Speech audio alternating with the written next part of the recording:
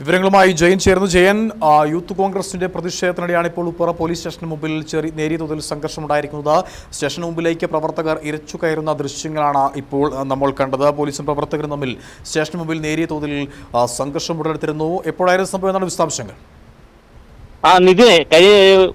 കുറച്ച് അല്പം മുമ്പാണ് ഈ സംഭവം ഉണ്ടായത്.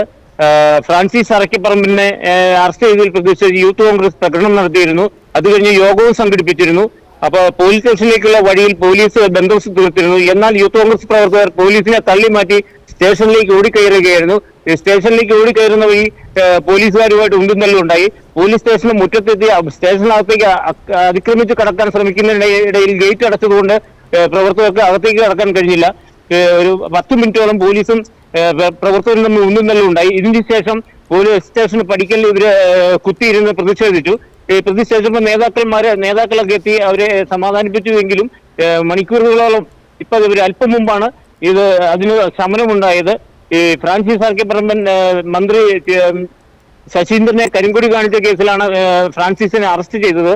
ഇതിൽ ഇന്നലെ ജാമ്യമില്ലാ വകുപ്പിൽ അറസ്റ്റ് ചെയ്യുകയും കോടതിയിൽ ഹാജരാക്കുകയും അവർ 3 പേരെ റിമാൻഡ് ചെയ്തിരുന്നു. ഇതിൽ പ്രതിഷേധിച്ച് യൂത്ത് കോൺഗ്രസ് ജില്ലാ കമ്മിറ്റിയാണ് ഇന്നത്തെ പ്രതിഷേധ സമരം സംഘടിപ്പിച്ചത്. അതാണ് ഇപ്പോൾ അക്രമാസക്തമായിരിക്കുന്നത്. ശരി ജയൻ, വളരെ വ്യക്തമാണ്. ഉപ്പുതറയിലാണ് യൂത്ത് കോൺഗ്രസ് ജില്ലാ കമ്മിറ്റി സംഘടിപ്പിച്ച പ്രതിഷേധ മാർച്ചിൽ സംഘർഷം ഉടലെടുത്തിരിക്കുന്നത്.